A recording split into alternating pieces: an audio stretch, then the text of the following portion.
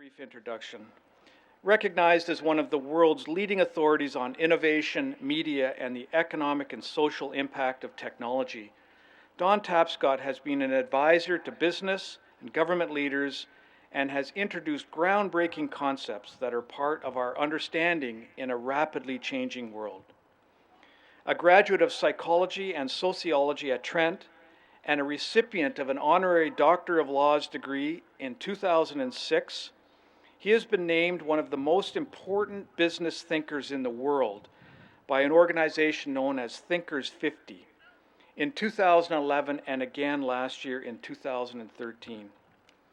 Thinkers 50 also presented Don Tapscott with the prestigious Global Solutions Award, recognizing him as conducting the most significant work in the world about how to solve global problems. Forbes.com listed him as the #1 management thinker in the world according to his influence on social media. And Trent University appointed Dr. Tapscott as the university's first alumni chancellor last year. Please join me in welcoming Dr. Don Tapscott.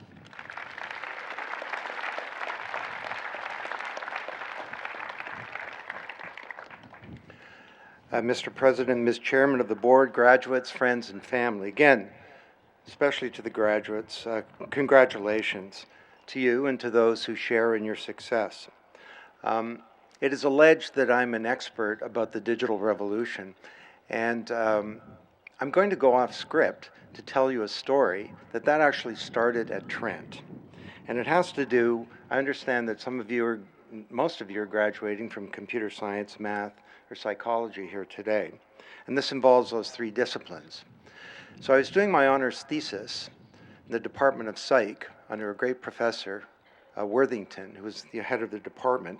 And I was doing a survey to understand the attitudes of Trent students towards the Trent system.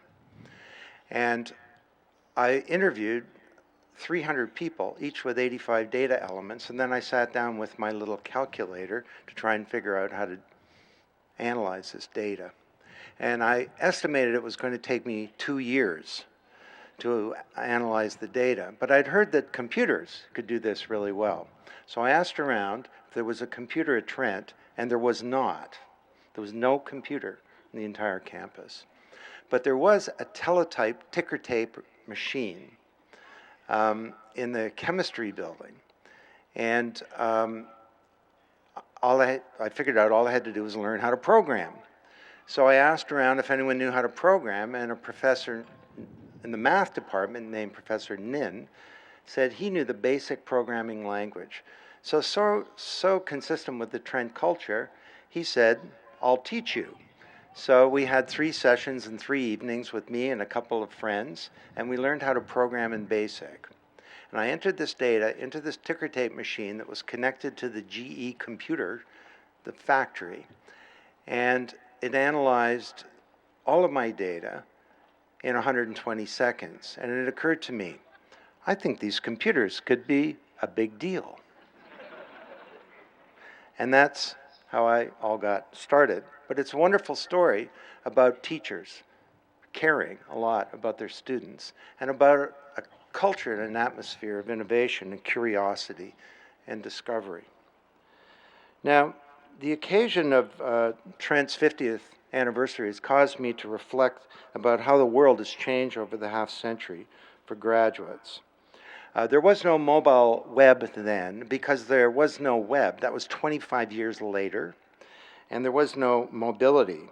In fact, you'll find this hard to believe, but telephones were connected by a wire into the wall, which meant that people could only call you at the office. I miss those days. The metabolism of innovation was glacial. My family lived in Aurelia, and I remember the 7 of us would get into the family station wagon each year to go to the CNE to see this year's innovation. Ooh, an ice cube maker in a refrigerator, and it's avocado colored. How cool. Work, careers, relationship, life was blissfully simple compared to today. Well, the pace and complexity of existence today is creating a new imperative. And I'd like to argue to you that it makes sense to design the next phase of your life.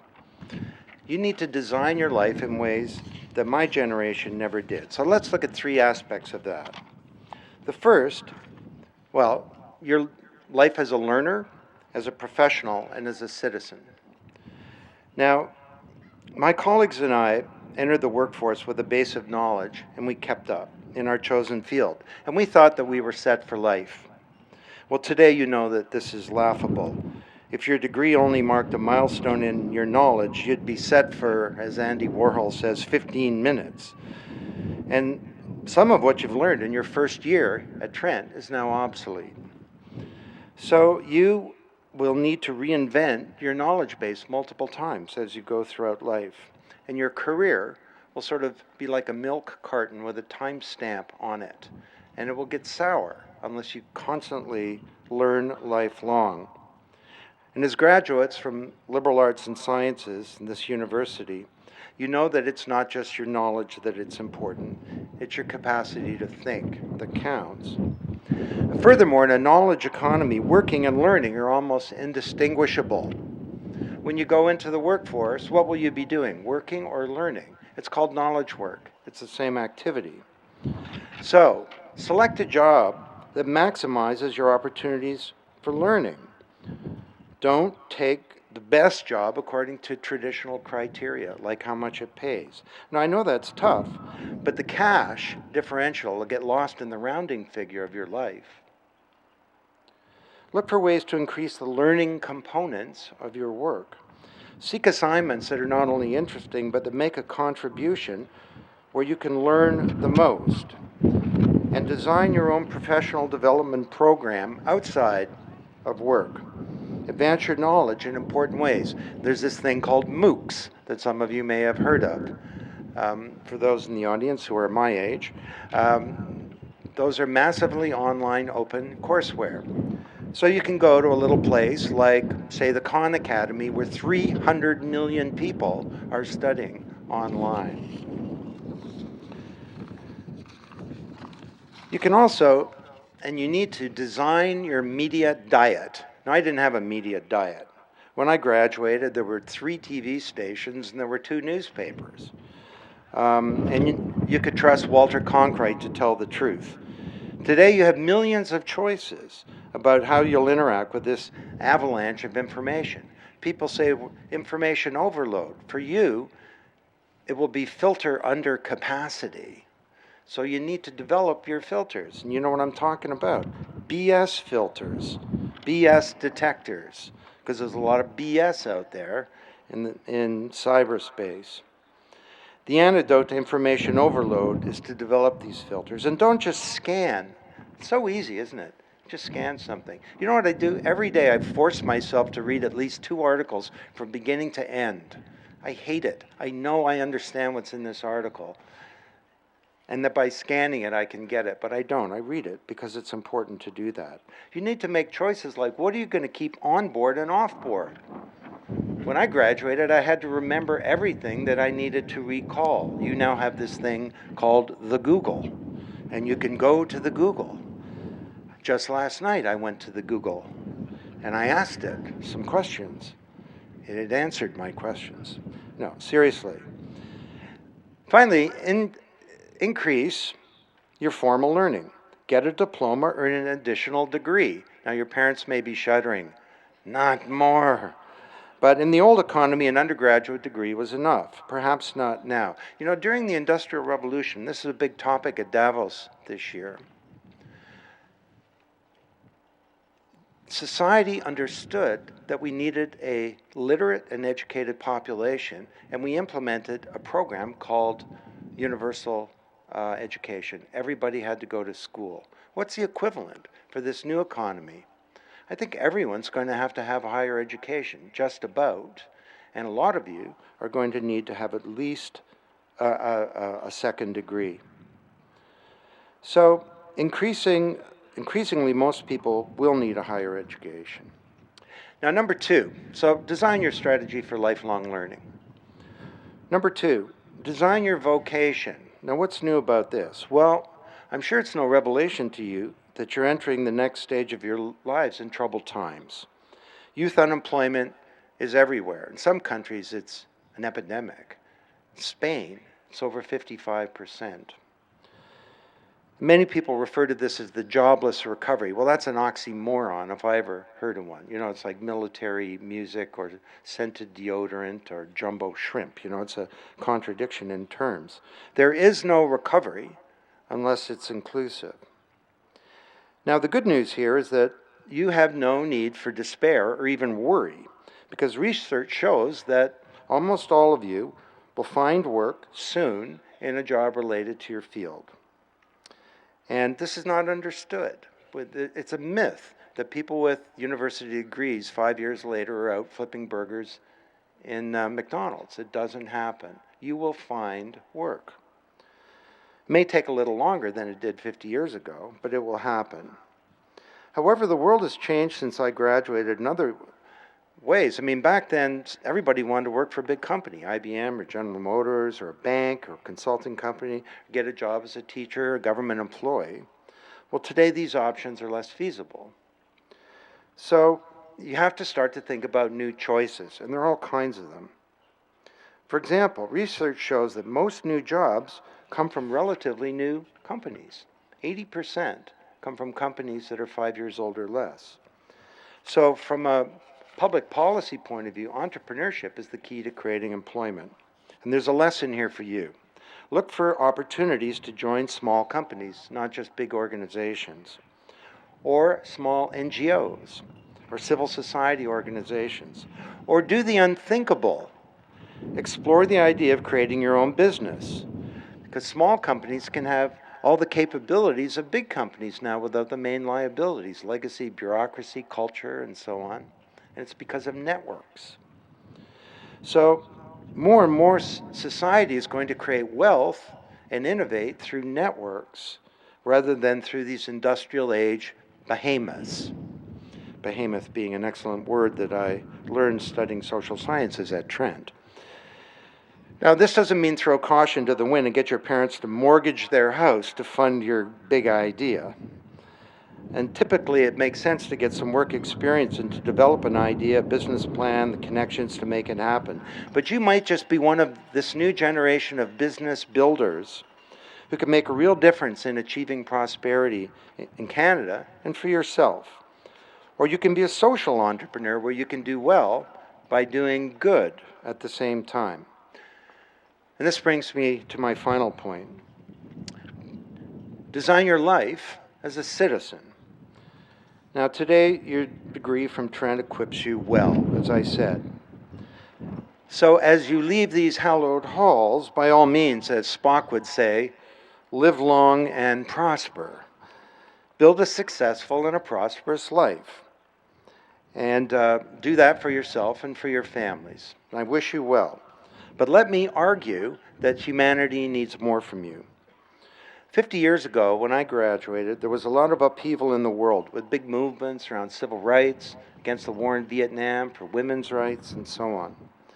But if the 60s were a turning point in history, they pale in comparison to the challenges that face your generation. I think you're being called upon to fix a deeply broken world that my generation is leaving you. Sorry about that. If you look around today, there are a whole set of institutions, from old models of the media to science to government, manufacturing, retail, healthcare, the schools, even higher education, that are in various stages of being frozen or in atrophy, contrasted with the contours of a set of sparkling new initiatives that show how this could be done in a totally new way that embraces a new medium of communications.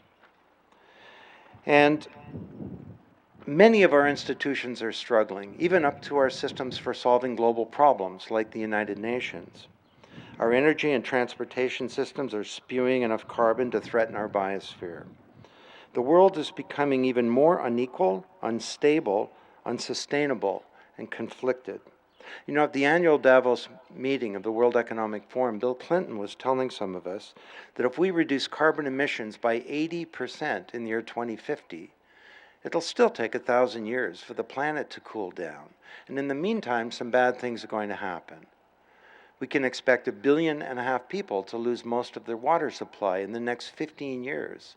This is not in your children's lifetime, it's in your lifetime and in your parents' lifetime. So, your generation is going to need to turn this situation around. Now, don't get me wrong. I'm not suggesting that each of you go and work for an NGO or become a candidate for leader of the world or something like that.